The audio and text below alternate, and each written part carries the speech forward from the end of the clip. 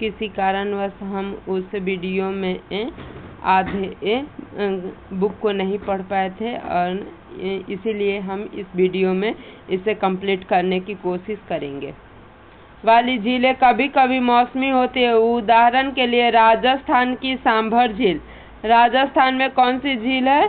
सांभर झील, जो एक लवण जल वाली झील है। इसके जल का उपयोग नमक के निर्माण के लिए किया जाता है। मीठे पानी की अधिकांश झील हिमालय क्षेत्र में है। ये मुख्यतः हिमानी द्वारा बनी है। दूसरे शब्दों में ये तब बनी जब हिमालय में या कोई द्रोणी गहरी बनाई जो बाद में हिम पिघलने से भर गई या किसी क्षेत्र में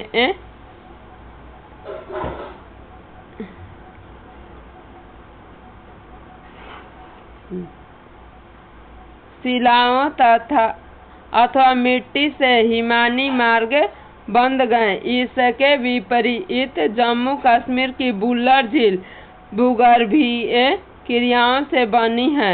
यह भारत की सबसे बड़ी मीठे पानी की झील है। पानी वाली प्राकृतिक झील है, मतलब किसी मानव ने नहीं, प्राकृतिक के द्वारा बना है। डल झील, भीमताल, नैनीताल, लोकटक, बड़ा पानी कुछ अन्य महत्वपूर्ण झीलें हैं जम्मू कश्मीर में।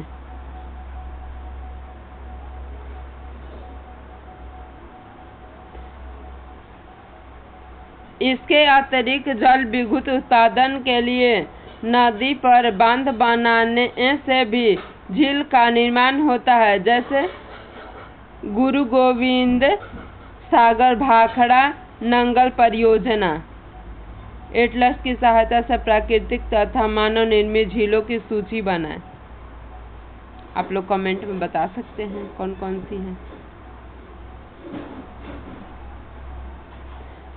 झीलें मानव के लिए अत्यधिक लाभदायक होती है।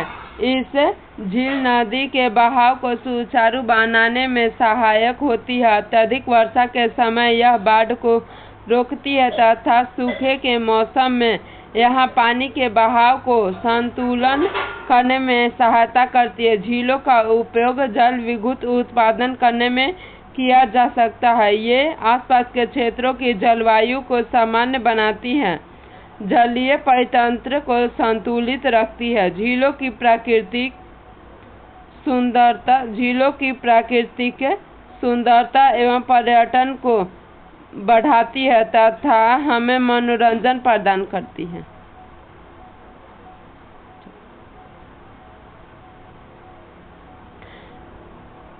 नदी का अर्थव्यवस्था में महत्व। संपूर्ण मानव इतिहास में नदियों का अत्यधिक महत्व रहा है। नदी का जल मूल प्राकृतिक संसाधन है तथा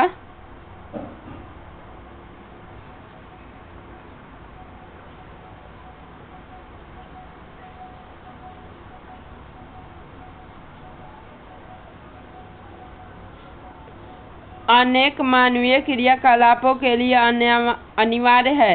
यही कारण है कि नदियों के तट ने प्राचीन काल से ही आदिवासियों को अपनी ओर आकर्षित किया। आदिवासी यहाँ पर होगा। ये गाँव अब बड़े शहरों में परिवर्तित हो चुके हैं। अपने राज्य के उन शहरों की एक सूची तैयार कीजिए जो नदी के किनारे स्थित हैं। आप लोग कमेंट में इसे भी बता सकते हैं आप किस नदी के किनारे रहते हैं। किंतु भारत जैसे देश के लिए, जहाँ की अधिकांश जनसंख्या जीविका के लिए कृषि पर निर्भर है, वहाँ सिंचाई, नौ संचालन, जल विद्युत निर्माण में नदी का महत्व बहुत अधिक है। चलिए, ये कुछ इम्पोर्टेंट चीजें हैं। राष्ट्रीय नदी संरक्षण योजना NCERT के अनुसार देश में नदी सफाई कार्यक्रम का शुभारंभ 1985 में Ganga Atlas action plan GAP के साथ आरंभ हुआ। वर्ष 1995 में राष्ट्रीय नदी संरक्षण योजना के तहत अन्य नदियों को जोड़ने के लिए गंगा कार्य योजना का विस्तार किया गया। नदी देश में जल का प्रमुख स्रोत है। NCERT के उद्देश्य नदी के जल में प्रदूषण को कम करके जल की गुणवत्ता में सुधार करना। यदि किसी को कोई भी इन नदी के बारे में मतलब मैप में देखना है तो आप शॉर्ट्स में जाकर देख सकते हैं, क्योंकि जो भी चीज़ें मैप की हो या हमने खुद से कॉपी पे बनाई हो वो सब हम शॉर्ट्स में ही डाला करते हैं, कभी कभी मौज मस्ती भी। नदी प्रदूषण। नदी जल की घरेलू, औद्योगिक तथा कृषि में बढ़ती मांग के कारण इसकी गुणवत्ता प्रभावित हुई। इसके परिणाम स्वरूप नदी से अधिक जल की निकासी होती है तथा इनका आयतन घट जाता है। दूसरी ओर उद्योगों का प्रदूषण तथा अपरिष्कृत कचरे नदी में मिलते हैं। मतलब नदी में हम लोग दूषित जल को भी डाल देते हैं, कचरे को भी डाल देते हैं। यह केवल जल की गुणवत्ता को ही नहीं बल्कि नदी के स्वच्छ केवल नदी के जल गुणवत्ता को ही नहीं बल्कि नदी के स्वच्छंदीकरण की गुणवत्ता को भी प्रभावित करता है। उदाहरण के लिए दिए गए समुचित जल प्रवाह गंगा में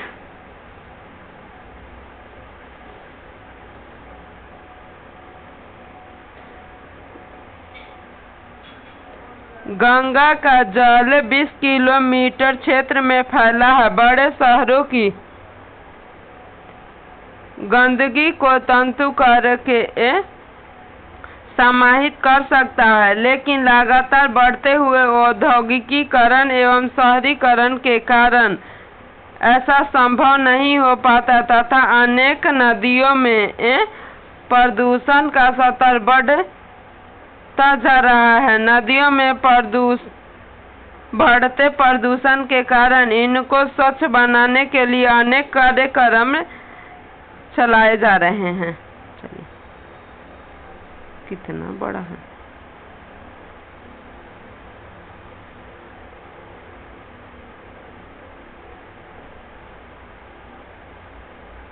थोड़ा सा ही है।